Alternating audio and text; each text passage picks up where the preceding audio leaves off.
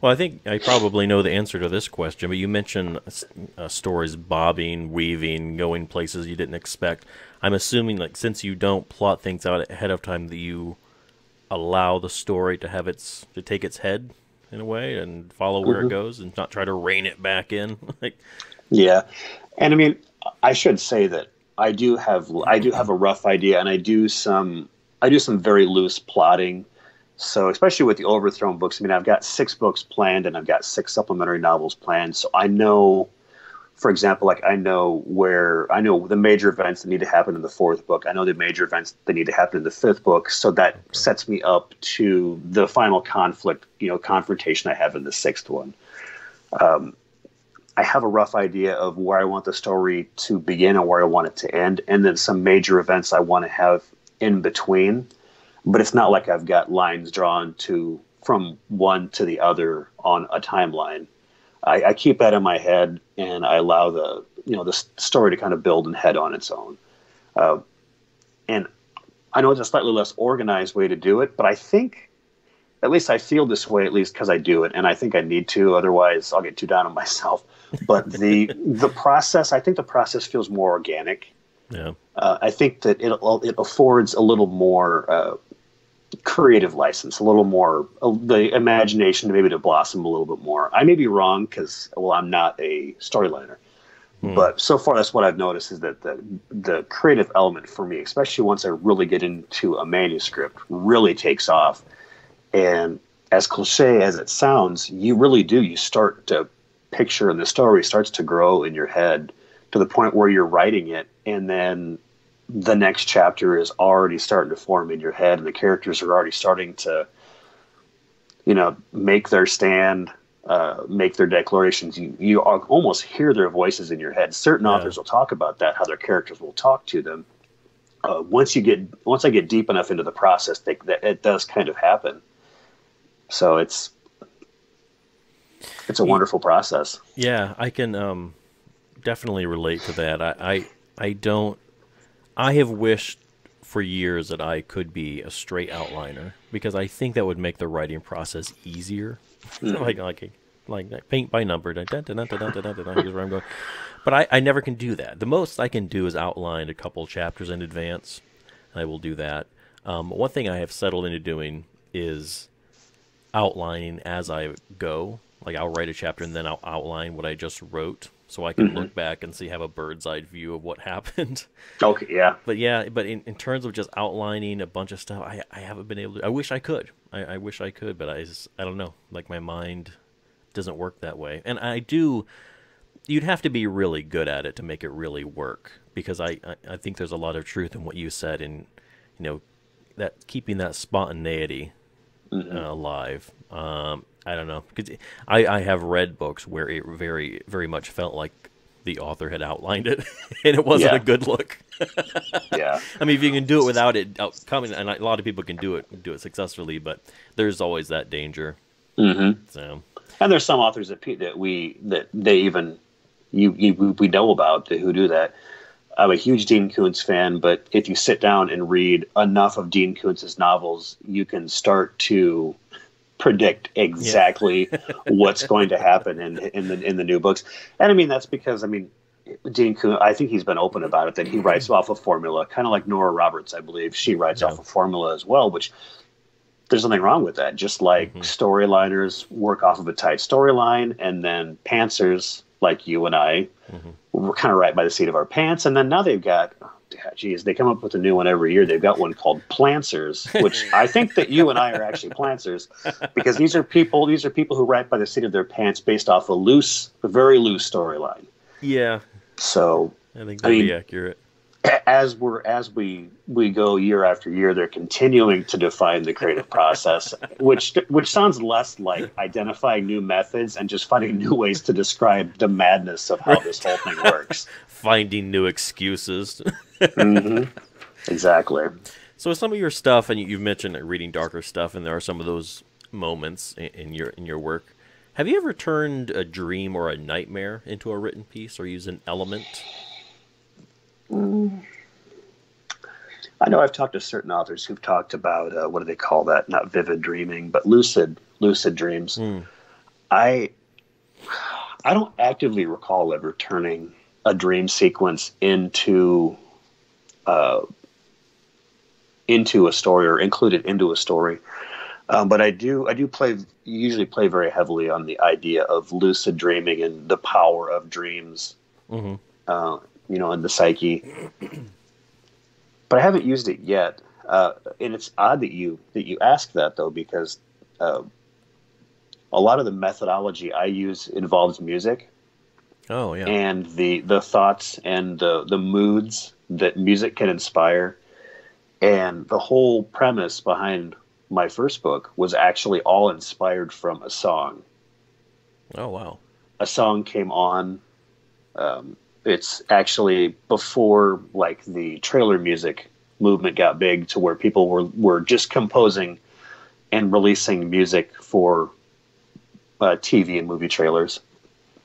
And I have a Pandora station, and this song came on, and it's called "Protectors of the Earth" by Two Steps from Hell. It's a Norwegian composer named Thomas Bergerson who lives in L.A. and they do music for trailers, and it's all this very short but intense music intended to inspire as much emotion in a short amount of time as possible. So obviously did its job. But I heard the song and just in the listening, I had this scene pop into my head, and it was the first time in my life where I felt like I needed to sit down and write it. Like I needed to write this scene. Like, hey, this could grow into a story. Like I'd tried writing a book before that was a complete failure. I couldn't get it done. But I sat down and I wrote this scene, and it sucked. But that scene led to another scene, which led to another scene. And even though I cut out that first scene, it was no less impactful. It was the seed that got me started on that particular manuscript, and that manuscript turned into my first book, what is The Winter of Swords today. So that one song, that one moment, one experience where, it's almost, I guess you could call it like daydreaming. So I kind of dreaming, but you have it when you're jogged by a particularly significant emotion or a memory, and they call it your inner movie theater, where thoughts start to manifest in your head. And I had a scene pop in my head. I felt the need to write it, and I wrote it, and that's all she wrote.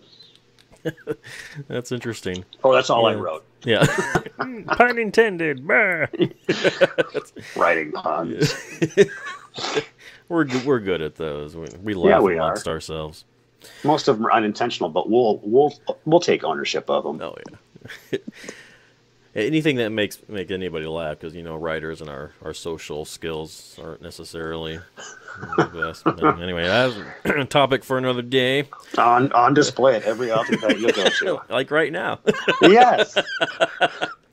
So, how did publishing your first book change your process of writing at all, or did it? Oh, it actually changed it a lot. Yeah. When I first started writing, I was very fast. I was I guess you could say I was very loose. I was very in the moment and very very stream of consciousness writer, which is good because you can get a lot of stuff done, you can get a lot of stuff written, but in the end it results in a lot of extra revisions and edits and extra steps afterwards.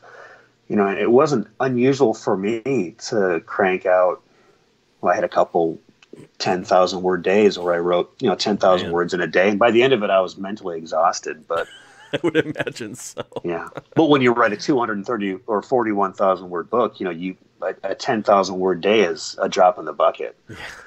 So no, but it's made me realize that when you independently publish a book, we have all these connections, just like all the connections, because you have your people who can do your editing for you, your people who your trusted proofreaders, you've got your trusted cover artists, and I do all my own formatting, but that's one of the only things that I do besides proofing. But knowing that you have all those extra steps ahead of you, I think it slowed me down and it made me a more methodical writer. It also helped that I took a break in between writing my first book and then writing the second one, and went to SNHU and got a bachelor's in English. And a lot of people ask me why I took that break, and is this degree really going to make that big of a difference? And for me, it really did. Uh, and all the writers' workshops, the intermediate and the advanced writers' workshops, where they're really just teaching you how to formulate and write a project, but then the even more important the steps of consideration and critique and response and revision. And knowing that all those steps lie afterwards, I think that it's natural for me, and probably for a lot of other writers, to just sit down and slow down and consider what I'm writing a little more deliberately. I even have a process now of where even if I take a small break, I'll go back 3 or 4 pages from the stuff that I had already written, and I will reread it and I will revise it, and it gets me back in the moment, gets me back in the scene. But by the end of the manuscript, then I know that I've been over pretty much everything at least twice in just the rough draft. So there's going to be less surprises and less, thorny barbs and stuff waiting for me when we go back through to make revisions. Yeah, well, going back and reading previous output, it worked for Hemingway. So, I mean, that's one of his techniques that he would use. So, hey, it worked for him, it works for me. Yeah, and he was a moderately successful author. I think we could learn some lessons from Hemingway. He might be going somewhere. I don't know. So we'll see how this farewell to arms goes. I don't know. It's kind of iffy. Yeah, we'll see. We'll see if it takes off. Time will tell. The market changes so much. Do you read your book reviews? And if you do, how do you deal with the bad ones? I really wish that I could say no, Craig. I really would. Well, you could, but we would know you were lying. Yes. And I don't believe in being false. So unfortunately, yes, I do. I'm one of those people who cares very deeply what people think about what I put out there in the world. And like everybody, even the people who weren't willing to admit it, I'm looking for approval. I'm looking for people to read it and say, oh yeah, I really like this, or I really like this about it. So yeah. And I think that's maybe that's one of the bad things about being independent, is that you're so intimately involved with every step of the process that by the time you get the book out there in the world, you are so emotionally invested in its success and in its response and in its acceptance that you hang and you hover on these things. You hover on the critical response. You hover on the daily sales. And, that might be, besides the lack of like marketing and big house backing, that might be one of the biggest pitfalls of independent publishing at this point. At least for me, it's what I've noticed at least. So yeah, I do. I read them. They're hard. And it's funny too, because when I first published with them, there was a gal I met at one of my first author events, and she bought a copy and she wrote me a rather scathing 2-star review. And I was real raw about it for a long time, and I ranted and raved, but then time afforded me a significantly different and much more mature approach, because then I went back and looked at her review in context to the book that I had published and realized that she was actually right about a lot of the problems. And that's why I also realized, thanks to people like her too, that I'm trying to sell a series. I'm trying to sell a 6-book series plus a series of supplementary novels. So there's a lot of content for people to buy in on. Right. But when you're trying to sell people on a series, if that first, you know this well because your mystery novels, if your first one isn't strong enough to A, first grab their attention, and B, hold it and then drag them to the next one, it's not going to be a successful series. Right. Yeah. So I went back and re-edited. Actually, I can't say re-edited. I actually rewrote a large portion of the book. I rewrote what was within and decided that my vision back then was so flawed from a marketing perspective, because I commissioned expensive cover art from a digital painter, and it looked like a horror novel, and it had a horror novel title, and people looked at it and they saw horror novel. Mm-hmm. And it's not a horror novel, it's a fantasy novel. Well, judging a book by its cover, though, you go to Amazon and you come across it on its page and it looks like a horror novel. So that was the other element that helped me decide to go back, listen to the people who'd say, "Hey, these were your mistakes." I don't make mistakes. I'm a perfect. You know, in our arrogance in our early days as writers, when we don't realize that critique is probably one of the most valuable tools available to us. Yeah. I went through and I rewrote it, and I fixed a lot of the things, and it's mind blowing. You go back after I wrote that book in 2013, released it in 2015, and then re-released it this year. So. Yeah, I had a lot of eye roll moments at my own writing, even now. And but I can thank a lot of that too. The early people who were brutally honest with me in the reviews. So I can say now, if they were listening, thank you. You helped me grow. That's a very honest and human response. I really appreciate that. And really, anybody who says that they don't care about people's approval, I don't believe them. I mean, everybody cares to a certain extent. The only difference is, letting other people control what you do. And, I mean, to that level, we can not care. But I mean, we're all human, and writing and really any type of art, particularly, is such a personal thing that it's people. Somebody doesn't like it. It is going to sting because it feels like they don't like part of you.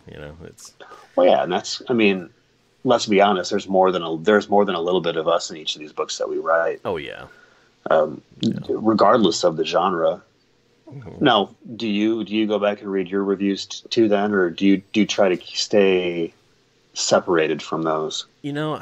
I used to, up until a few months ago, read them obsessively. I would check at least once a day to see what the new ones were, and I don't think I've checked any reviews in probably about 6 weeks. I don't really know why. It's not that I don't care. Reviews are in many ways the lifeblood of a book business, and beta teams and advanced readers are super important, and I've worked really hard to build those things up. But I don't know. I'm sort of getting to a point, I think, where I would rather work on the next thing. Mm-hmm.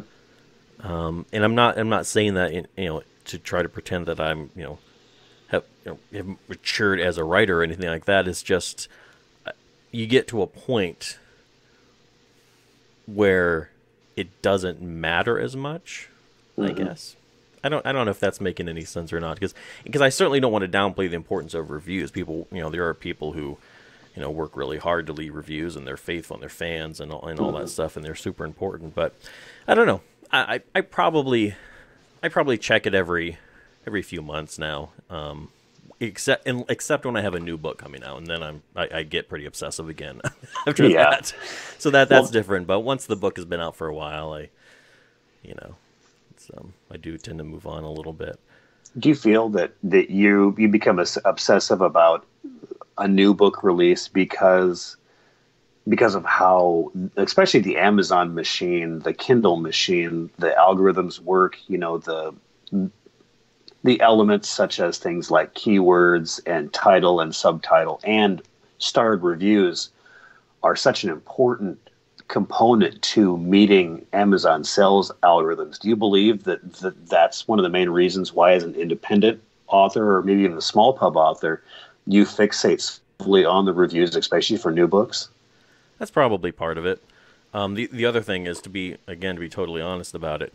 I am always very uncertain about every new release, and so every new book I put out, I think I need the reassurance from the early reviewers. And so I go to the reviews to seek that. Okay, all right, I was okay. It was okay that I put that book out. Now I can, I can feel okay.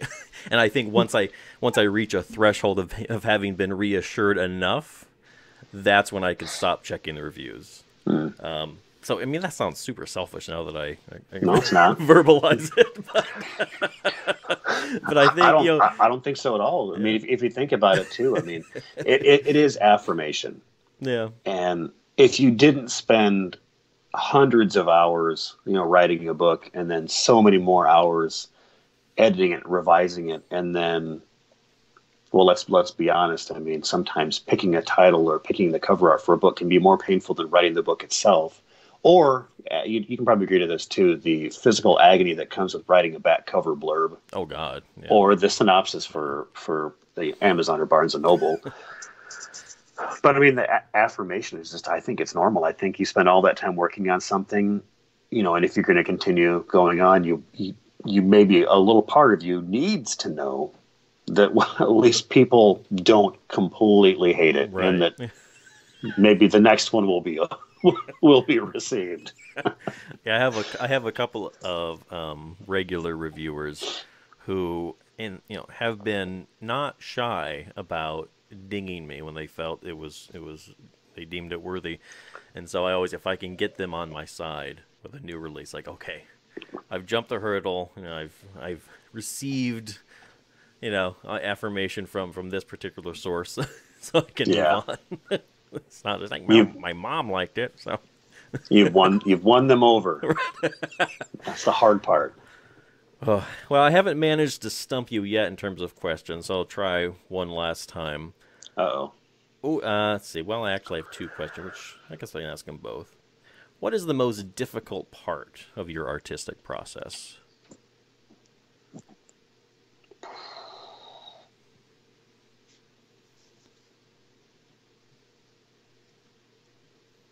I think you might have stumped me on the. No. No. There are a number of things that I struggle with. Early on, it was self-confidence. It was the idea that dumping this much time and this much blood, sweat, and tears and this much of myself into something and then putting it out there. The most terrifying thing ever is clicking submit on your first manuscript with the idea that you're going to put it in people's hands for them to read, and then they're going to turn around and say, hey, you know what? That was 1 through 5 stars, somewhere in that span, some level of acceptance or rejection. The hardest part in my creative process is finding how the process is working for me at the time. And I mean, that may sound weird because I have a really nice office that I can write in here at home, but I've got 2 little girls who, sometimes can eat up some of my time. I work a full-time job. I'm married. So there are some days where I come in and sit in my office and the whole house is empty and I sit down to write and it doesn't work. No. There are other days where I have my laptop with me. I'm someplace crowded. It's noisy. Everything says that I shouldn't be able to write successfully, but I can sit there and for some reason in that situation, I can focus and it works. My approach varies so much from day to day. It's just the struggle is finding what's going to work, to get, what's up here onto the page. Yeah. And I'm very fortunate that I have a full-time job that affords me a lot of time to pursue my own creative pursuits. Mm-hmm. Like you sit here, this is the overall requirement of your job. But while you're here, you know what? You can do whatever you want within reasonable limitations, obviously.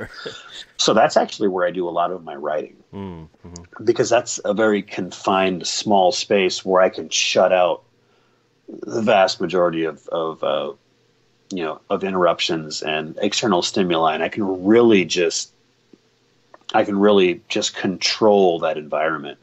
And then for an hour at a time, most of the time, just an hour at a time, I can just focus on that project. Mm-hmm. So that's kind of how I got started. I mean, that's where I started writing my first book, and that's kind of how the process started for me. So now, unfortunately, if I can't replicate that process, sometimes I get out of my comfort zone and that it doesn't necessarily work as well. Yeah. Yeah, I can definitely see that. Oh, well, actually, I think we've come to the end. Aaron Bunce, thanks so much for joining us. This was great. I appreciate it. Well, thank you for having me. It was wonderful chatting with you, Craig. Absolutely. We'll do it again sometime. You got it.